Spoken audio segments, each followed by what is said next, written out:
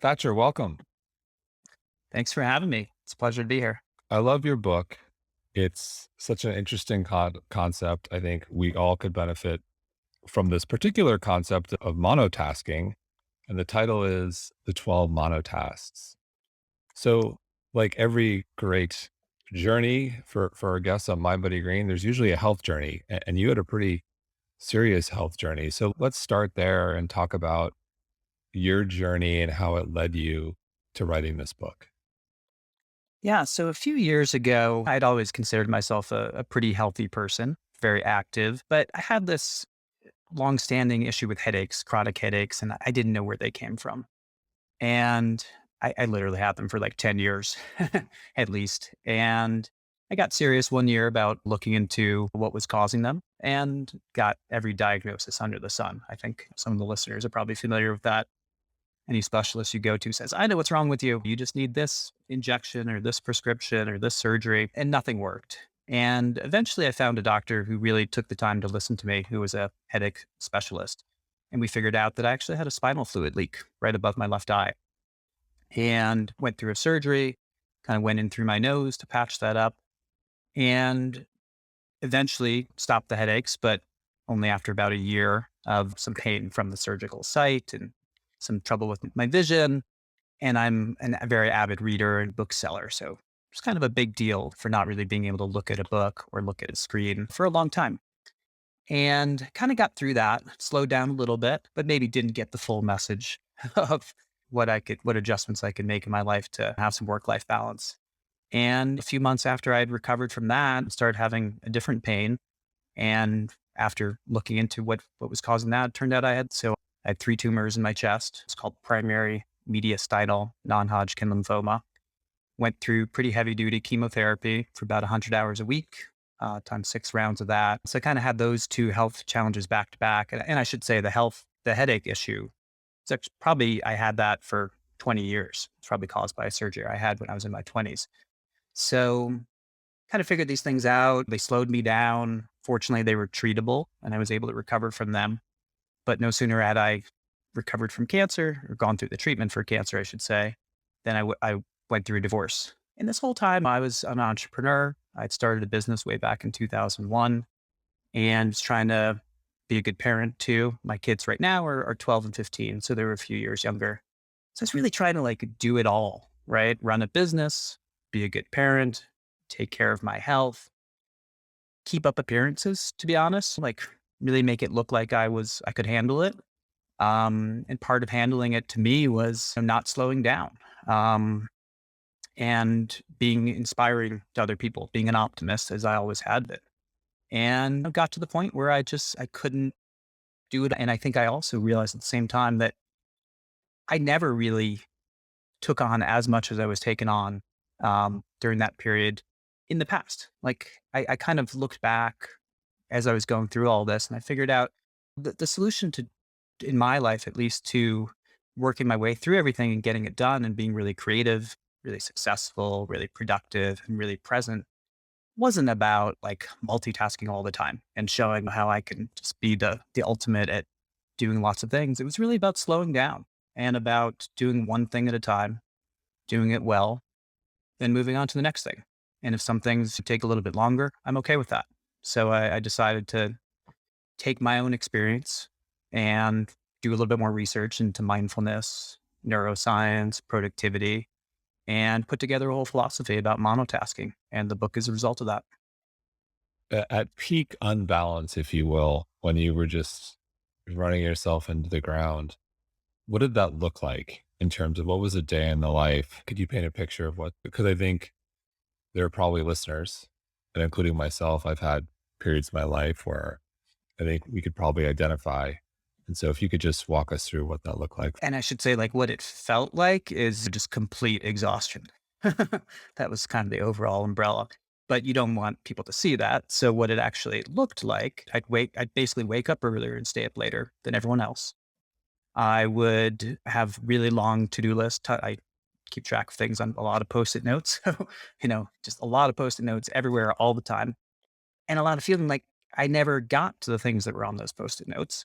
So for my life, waking up, waking my kids up, getting them breakfast, getting them off to school, taking care of the house, starting to answer a bunch of emails for my business, having a bunch of meetings, and just kind of going all day long at pretty high speed, trying to squeeze in a little bit of exercise if I could. I love to bike and hike and practice yoga. Even though I was exhausted, I try to like pack that in and see maybe it made me feel better. It made me even more exhausted.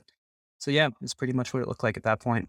And so multitasking, I think we all know it's not good for us, yet we all do it.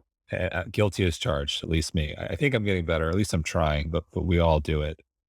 Can you talk a little bit about what you found in doing your research on what it's really doing to us and how it led you to this philosophy of monotask?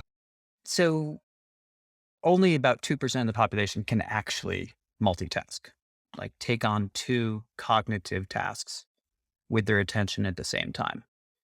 We're in the other 98%. I'm like customer, listener, reader number one for my own book. So we all try to multitask. I think when people hear that statistic, they think, oh, yeah, I'm in the 2%. Like I can do it.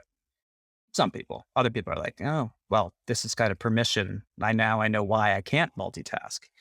And what multitasking tends to do is, first of all, if you're doing some work, or if you're listening in conversation, like you tend to make mistakes. You don't get everything. So you do poor quality work. And if you're doing two things, neither of them is done as well as if you had done one thing and then the other. And then I think there's also this intangible that hasn't been studied as much, about this feeling of stress and being overwhelmed and not quite knowing where it comes from, because you might have these like great opportunities that you're multitasking. They're all exciting, they're all creative, they're all financially rewarding, but you don't feel good. And I think a lot of that comes from not being present in doing one thing at a time, no matter how good those things are for you.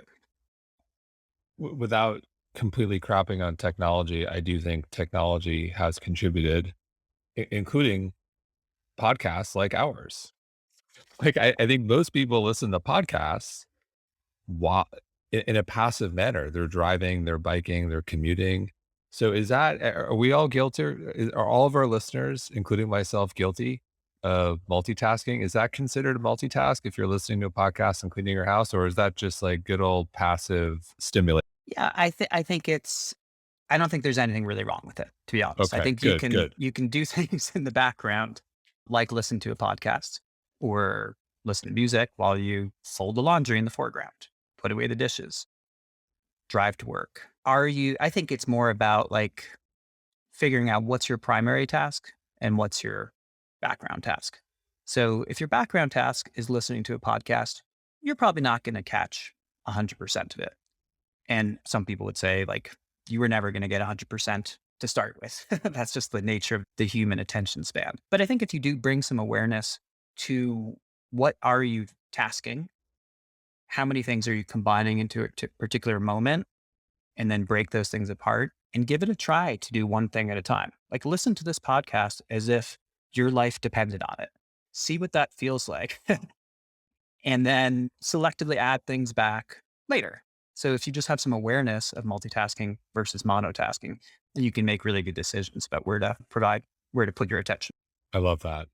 I love that. And so what you've done in the book, I love the simplicity of it, is you've identified these 12 monotasks. And we're not going to go through every one, but I'm just going to run through them quickly and we'll pick out some of my favorites. So you've got reading, walking, listening, sleeping, eating, getting there, learning, teaching, playing, seeing, creating, and thinking.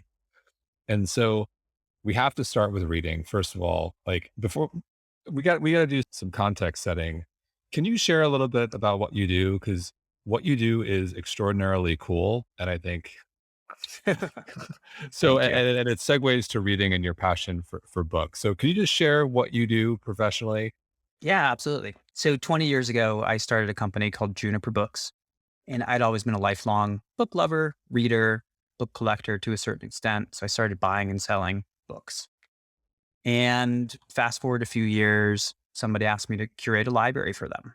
And so there's this whole part of our business where we basically curate book collections for clients. So they'll hire us and they'll say, hey, I've got these, X number of bookshelves in my home. And my wife and I, we love these subjects, and our color palette for the home is pink and blue. Can you put together a library for us? So we do these like really cool book collections that are not only great libraries of readable books, but also look beautiful and look like they belong in a home. We just customize them in a way that nobody ever in the history of books thought of doing before through these custom book jackets that we make. And then we have a whole other product side of the business where we make special editions. And those include like 7 different types or variations on a Harry Potter design for the hardcover edition. Lord of the Rings, The Wheel of Time is super popular right now. Jane Austen, Ernest Hemingway, you name it. We've got like 300 different sets. And they're really fun. And the way I describe it, I could say, oh, we're a bookstore, leave it at that. But I basically say we help people tell the story of who they are across their bookshelves. Because the books we keep on our shelves are a very like intentional, conscious choice about the story we want to tell to other people that come into our homes or see our background on Zoom or something. So we help people tell that story through the books on their shelves. They look beautiful, and I love your passion for the physical book. I love my Kindle, but there's something about that physical book, and to look at your work, there's a beauty, and look, it's perfect feng shui. If you can do it right, it's Yep. feng shui gold. And so we'll come back to reading. So how can we, one, how do we know if we're reading wrong? We all read, all our listeners read. Let's start there. How are we reading? I don't think there's a right or wrong. I think if you're reading, you're doing it right. And I think reading, when I thought about this a couple of years ago, kind of in the depths of what I was going through, I really, it was like a wake up call. And I was like, am I in the right, am I doing the right thing with my time and my talents with this business? And it's like we talked about, it's like, I love it. It's very creative. I think it's good for the world. But I really wanted to like think a little more deeply about like, why do I spend my time with books? And why do I think books are good for the world? Why do I think reading is good for the world? And one thing I came away with is that there's almost nothing like reading in that it requires, if you're reading on paper, let's start there. So if you're reading a physical book, it requires you to fully pay attention while you're reading. If your mind wanders and you just keep flipping the pages, you got to go back. You didn't get anything. If your mind wanders while you're watching the movie version, you might still get something. So I think that's like a feature, not a flaw of printed books, that they really require 100% of your attention. And so I kind of went one step deeper and I thought, okay, well, that's basically a monotask. You can't multitask while you're reading. Otherwise, yeah, you're doing it wrong. So in answer to your question, I guess that's when you're doing it wrong. Do you have your phone out or somebody interrupts you from the next room? Or if you're reading while going up an escalator, that's probably not such a great idea. So, yeah, so I think printed books are like really good for us in that they command our attention. And what they give back to us is more than what was on the pages. They strengthen our attention. And when you look at people who are really avid readers in the world, like Bill Gates, Oprah Winfrey, Warren Buffett, like there's a big overlap between the most successful people who maybe you would think have the least time to read books and them being the most successful and productive and really present in all that they do. So I start the book there with reading as a monotask because I think it is a really good example of how we can give our attention to one thing and get it back even stronger. I'm curious, when you were going through your cancer treatments and just exhausted and struggling, did you have a go-to book that you found yourself going to periodically or found to be helpful during that time when you really needed a pick-me-up, so to speak? I don't think there was one book, but it was just the act of reading. And to be honest, like I had a good amount of chemo brain while I was going through chemotherapy. And so sometimes I could only read like one little short piece in the talk of the town in the New Yorker. Right. And then I was exhausted. And but there are some books that I do come back to. I'd like to read Kurt Vonnegut books over and over again. I love Mark Twain. I love J.D. Salinger. And I started to read a little bit more like in the self-improvement space as well. So I also tell the story in the book, the reading chapter, about when I basically reached my breaking point, and it corresponded to when my daughter was having a really hard time with anxiety, which was related to my health and the divorce and school. And one night I was just like, why don't I read to you? She didn't want to read her homework, and we were reading My Side of the Mountain. So I read for 15 minutes or so. And it just calmed both of us down. Like we both had to be super present. I couldn't think about my work. She couldn't think about the school trip she didn't want to go on. And we both got like really into the story. And we basically repeated that every night for several weeks until we finished that book and then moved on to the next one. And it just like, I find that it really calms my nervous system. And it's a great way to just kind of center yourself and bring yourself back to the present. One of my next favorites is walking. You have this great line to open the chapter. Essentially, what if Henry David Thoreau had a smartphone? Like, would he have ever ventured? Would he have to leave his phone when he ventures out in the woods? How can we make walking more beneficial? How can we walk in a monotask way? And just to stay on Henry David Thoreau for a second, yeah, I thought like just the image popped into my mind of like either that he leaves his phone behind and that's all he needs to do to go into the woods, build his cabin and be in nature for Walton book that he eventually wrote. Or if he brought it, would he be like taking cabin life photos and be, an early influencer? Yeah, that's a good question. Could go either way. Pretty sure it would be the former and he'd leave his phone behind. But I think if I like to go for walks. A lot of people like to go for walks. And if you go for a walk these days, depending on where you are, you might see a lot of people walking with their phones out, like looking at them, scrolling through their social media, or they might be on a phone call, or they might be, snapping lots of pictures of nature.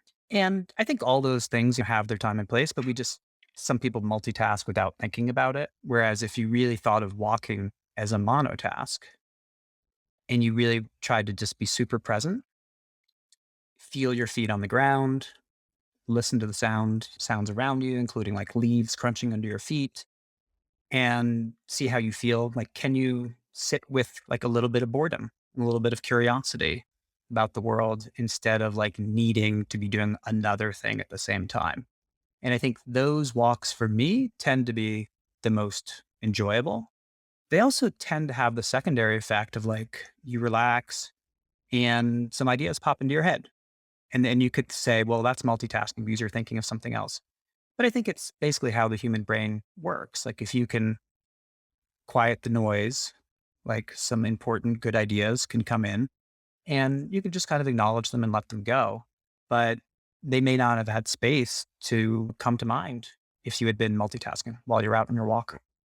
So you mentioned the noise. I can't help but think of our audience, including myself, who live in an urban area, a city. Any tips for someone who wants to go walking in a more mindful, monotask way, but there's the sirens, there's the city, there are all these distractions. Yeah. I mean, I think I grew up in New York City and I think cities are fascinating and they're a source of like, really interesting smells, sights, people. So I think if you bring some intellectual curiosity to your city walks, like if you don't have time to get out of the city, I think that can serve the same kind of monotasking purpose.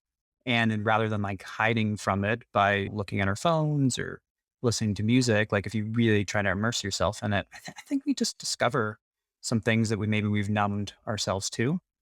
And then if you can treat yourself with a walk in the park, if you can do so safely. And so I mentioned in the book, like if you don't, sometimes if you feel comfortable leaving your phone behind, that's great. Other times put it on do not disturb or take someone with you, but say, we're not going to have a conversation. We're both just going to like monotask our walks.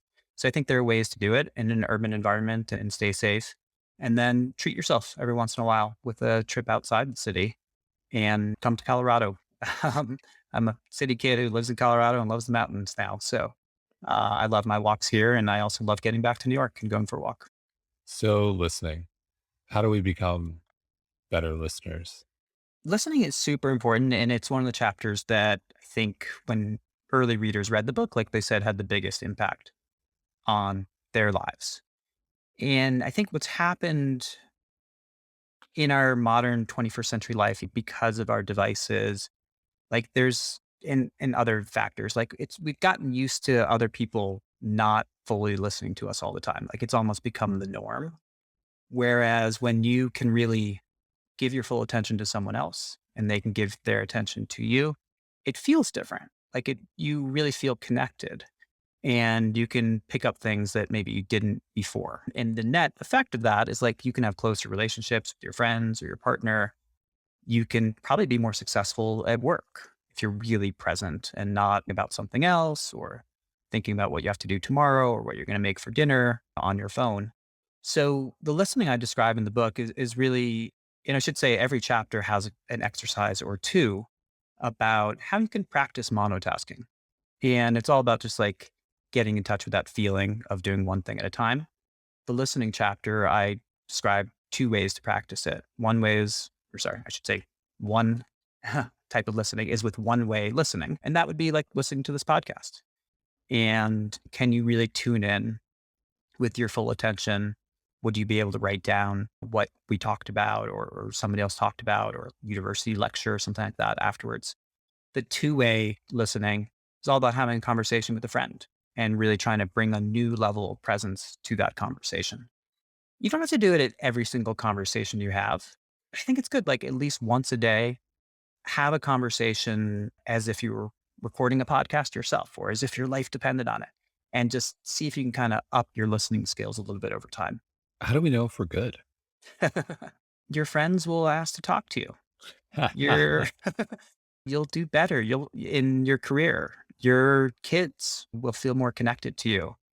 And even if you're not telling them what they want to hear, like if you listen, I can just tell the difference with my kids back in that super crazy period and still sometimes today. Like I have too much going on. I have to answer an email while they're coming and asking if they can have a sleepover with a friend. If I'm There's a big difference between doing two things at once and doing one thing at a time. So if I really stop what I'm doing, give them my attention, or if I say, come back in 5 minutes, you'll have my attention, it just feels different. And going back to what we talked about before, like you don't feel as bad about it because like it's your own little secret that you weren't listening and you were kind of nodding your head and participating in the conversation. You feel much better if you pay full attention and the other person feels better too. Is there something that you believe is stopping us from becoming the good listeners we all can be and should be? Yeah. I mean, I think our phones have a lot to do with it. I think the world is noisier than it ever has been before. There are a lot more distractions. Our attention's being hijacked all the time. And I think we just have to acknowledge that and then try to strengthen what I call our monotasking muscles.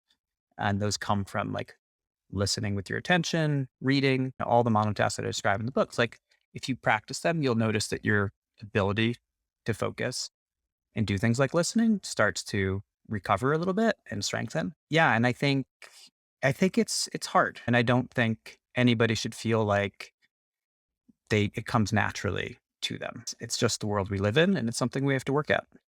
So sleeping, you have a great chapter on sleeping, and so many people struggle with sleep, and sleep isn't something you can just, turn on at 10 p.m. You can't just say, all right, it's go time, and take my supplement or whatever I take to get to sleep. There's sleep protocols, there's sleep etiquette. It's how you set up your bedroom, your day, the food you eat, it's everything. And you have this great kind of routine and setup for sleep. So can you walk us through what you do for sleep in your home and what that looks like?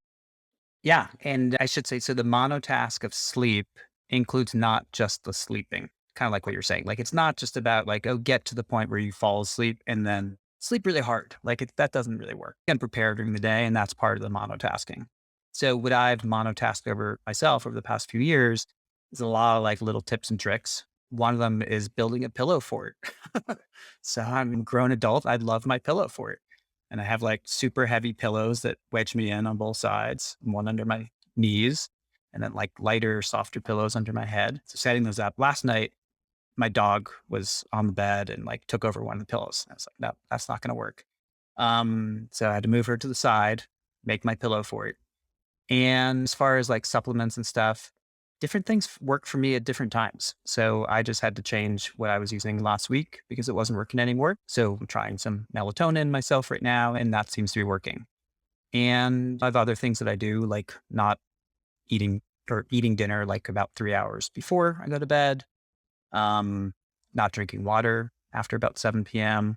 I go to bed around 9:30 and trying to keep it really dark at night, trying to like minimize the amount of like wake up I do when I get up to go to the restroom in the middle of the night. and never reach for my phone. Like as soon as you do that, like it just stimulates your brain, puts you in, and if there's a text or a notification or something that's on there while you're looking at the time, that could just completely wake you up and disturb your sleep. And it's really hard to get back to sleep. But there are great books out there and different things work for different people. So monotasking is just part of like doing the research, testing it out, keeping track of it the next day. We love talking about sleep. Hmm. Everyone needs a sleep. It's so critical for our health and well-being. And I've talked to all sorts of sleep experts, functional medicine doctors, and I gotta say the pillow fort, I've never heard before. So I'm glad so it's gonna help someone. So I love that we talked about the pillow fort. That one was a new one for me. Great. Well, maybe I can invent my pillow for it and be a side business. So eating, a great chapter on eating, and you talk about this in the book, but I'd be remiss not to talk about it here. You grew up in iconic New York City restaurant. Your parents owned an iconic New York City restaurant called the Quilted Giraffe. So can you talk about that experience? I think it informs a lot about how you think about eating and the experience of eating. But let's start there and explain what the Quilted Giraffe, what that looked like growing up in that restaurant. So when we moved to New York City, when I was about 7 years old, we lived above the restaurant. So the restaurant was originally on the first floor and we were on the third floor. And my mom would sometimes call upstairs and say, "Hey, Mick Jagger's here for dinner. Do you want to come down and meet him?" It's actually that I have a record behind me that was signed by Mick Jagger one night at the Quilted Giraffe. So I rifled through my parents' albums and grabbed Let It Bleed and brought it downstairs and had him sign it. So, my parents were kind of self taught entrepreneurs and restaurateurs. My dad was a self taught chef. And so I grew up in like a very creative, hardworking environment. They always called me if they needed someone to work in the restaurant. And then later years, I wanted to work there. It was a great job. And it was kind of the pinnacle of dining in New York City in the 80s. The restaurant operated until 1992. And they really like reinvented American cuisine.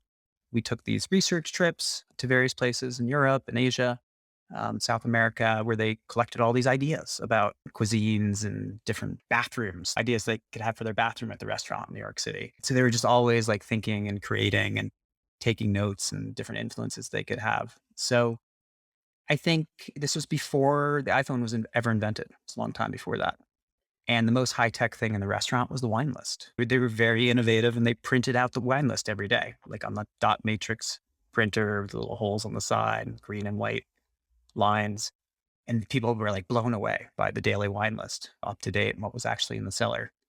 But nobody had their phones out. Nobody gave their iPads to their kids to entertain them. People were really present. And it was a really like special dining experience to go there in the first place. And then especially without any distractions, like people talk to each other. People ask questions of the waiter. Then my dad would come out and talk to the customers. It was a different time. Nobody was asking for a selfie. I will say, like, he did have a camera and he liked to take pictures. Um, so, but that was kind of his own like artistic exploration. Yeah. I can't help but think I wasn't dining out in the 80s. I was a kid, but in the late 90s and the 2000s in New York, I didn't have a smartphone and I would go out to eat often. I would go to sit and eat at the bar. It was like one of my favorite things to do when I was in my 20s. I'd go to any restaurant by myself, go sit at the bar and order a drink and dinner. And I would just strike up a casual conversation with the stranger next to me as I waited for the menu or between drink and food arriving, or we'd go out with a bunch of friends and we would just talk and hang out.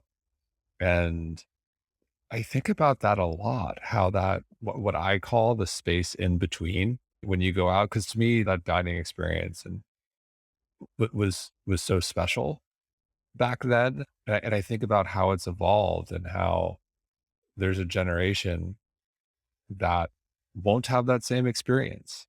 They have a lot of other things which are amazing. And especially reading your book and thinking about monotasking and like being a good listener and the art of conversation. Maybe I'm just nostalgic, but it makes me a little sad of like that experience of going to a restaurant. And look, we're guilty when we go out with our kids and it's like, all right, they just have to behave. I'll give them the iPad or the phone to watch Disney. God bless Disney Plus. But what's your take on that? I think it's definitely different now, and I'm a little nostalgic myself, but also realistic that we are where we are. I think most of us, I don't know if we realize that we're doing it. So like right now, you don't have to be bored. You can kind of hide behind your phone. You can, look up whatever you want to look up while you're waiting for your food. You can keep eating it and look at your phone. Um, but I think it's good to learn how to not learn, but just experience being bored a little bit. I don't think it's such a bad thing. I think that boredom can then lead to striking up a conversation with somebody that you never would have talked to before and hearing a really interesting story or making a connection that you might have to the person next to you. And they might be there looking at their phone too, but they don't necessarily want to, and you don't want to. So I think it could be a good thing to talk to people and to like live in the real world. So I talk about a little bit in the book, but like everything happens in the real world. There's this other stuff that happens in the digital world and it's getting more complex and built out, but you're actually eating in the real world and your food was grown in the real world, wasn't grown on a phone. So the mindful eating, and the book, I don't use the term mindfulness that much throughout the book, but the eating chapter in particular, I do talk about mindful eating. And in the book is very related to mindfulness. It's just I made a conscious decision to frame it differently in terms of monotasking versus multitasking. But when it comes to the eating chapter, I really encourage people to think about not only what are they eating and how does it make them feel, but where did the food come from? How many people grew that, were responsible for getting it to the point where it could be purchased and cooked, put on your plate, look beautiful. Um, and then also talk a little bit about the conversations that you can have with the people around the table, or it could be with the stranger next to you. Because I think I see it with my own kids. I see it when I go out to dinner that some people are there like doing it really well. Like they're having a great conversation. Their phones are nowhere in sight. And I'm like kind of jealous of that. Um, but I think we can all do it. It's not like they cracked the code. Like they're having fun. And when you have fun in the real world, like you don't need your phone. So I'm a big believer in just kind of trying to be present wherever you are. In a sense, it's exactly that. It's slowing down and trying to be present. If I had to summarize your monotasking philosophies, is that correct? Yeah. So it's about doing one thing at a time to do everything better, which is the subtitle of the book. And the way we do that often involves slowing down. It doesn't necessarily involve doing fewer things in life. It just involves doing those things one at a time. You and I, we like to have a very full life, and most people do. And so I don't think anybody should read the book or hear this and think, oh, well, that's going to be boring. No, it's going to be like way better if you can bring some awareness to all the things you love to do them one at a time. And things might take a little bit longer. I mean, I tell people now, if somebody asks me for something at work, like I might not be able to get to that for 2 weeks. Like I just know what my schedule is. And unless I try to multitask everything and do a not so great job on it, like it's going to take me some time. And that's okay. Um, so so hopefully the monotasking philosophy overall, one great thing about it is that you can do it at any time. You don't have to say like tomorrow when I wake up, I'm going to do my monotasking practice for 15 minutes, or I'm going to go to class at the end of the day, or I'm going to go to retreat over the holidays. Like you can, whatever you're doing, you can just say, I'm going to monotask it. What 5 things am I doing right now or trying to do? Can I break them apart and do one of them and just monotask it? So you can kind of call upon monotasking wherever you are. And what do you think is the biggest pitfall for, you know, myself, and I think a lot of our listeners are, and you too, we're type A's. We like goal setting. We like accomplishing our goals. We're passionate. We work hard. And so sometimes maybe slowing down, sometimes just focusing on one thing when I've got kids and family and work and all this coming at me at once, especially so many people are working remotely. I'm on Zoom and someone's pinging me on Slack and then there's a text. And what yeah, are there any pitfalls you see in our environment today or any advice for someone who's just kind of struggling to keep it together and really embrace your philosophy? One thing I've been thinking about a lot is the idea that I'm never going to get everything done on my to do list if I try to just do it all. The only way I'm really going to accomplish what I want to get done in life is if I come up with a more sustainable approach. It's more balance between working hard and like replenishing myself and not getting into these like periods of exhaustion and burnout that take longer to recover from than if I had just slowed myself down to begin with and just methodically worked my way through things one at a time and did a good job at them. So I think some people like just think that like the problem is I'm not working hard enough. Problem is if I haven't, learned all these productivity methods or found the right one or taken the right supplement or all this, like there's this search kind of for external answers when I think we're the ones that know best how our brains work and how we feel. And if we can live in the present moment and do one thing at a time, we'll end up being more successful, more creative, more present, more connected. Um, and it's like a building block. You got to start somewhere. It's not like an overnight magic wand. So see if you can monotask one thing. And then by monotasking that thing, can you like build your monotasking muscles to monotask other things? And one recommendation I have is to read a little bit every day. Like could be 5 minutes, could be 20 minutes, like I talk about in the book.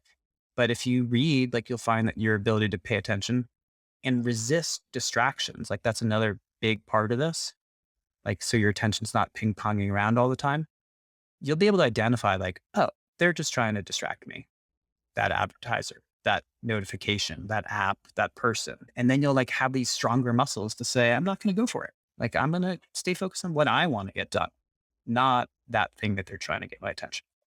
Text messages are the worst, right? For distractions. Yeah. Yeah, I mean, there's so many distractions that come out of our phone. It's amazing. But just because like you decide to monotask and pay attention doesn't mean everybody else can like stop texting you. Right. So, and it doesn't mean that you have to respond to every text. Like you could decide to monotask that text, say like, oh, I'm going to put down what I'm doing. I'm going to engage in that conversation. Or you could say, no, I'm going to keep monotasking this presentation I'm doing for work. And I'm going to respond 3 hours from now. And if they're a good friend, I mean, it's like different, obviously, if it's an emergency. But if they're a good friend, like they'll value the fact that you give them your full attention 3 hours from now. I love that. And so, in closing, if you could go back in time and give yourself advice when you're exhausted, you're going through chemo, just that rough period, you could go back and give yourself advice during that period, what would it be? Slow down, get more sleep, get the rest that you need. People told me I didn't listen. And, wish that I did. It wouldn't have, I mean, maybe it wouldn't have taken as long to recover from. And maybe I would have, had the energy and the reserves to get through some stuff that I had no idea was coming after that. So yeah, so I think it's just super important to just approach life as it's not a sprint. There's life keeps happening. You're gonna, need your cognitive skills, your energy, your presence, everything that you bring to the table, you're gonna need it. And it's make sure you live life in a very sustainable way. Well said. Thatcher, thank you so much. Thank you. So great talking to you.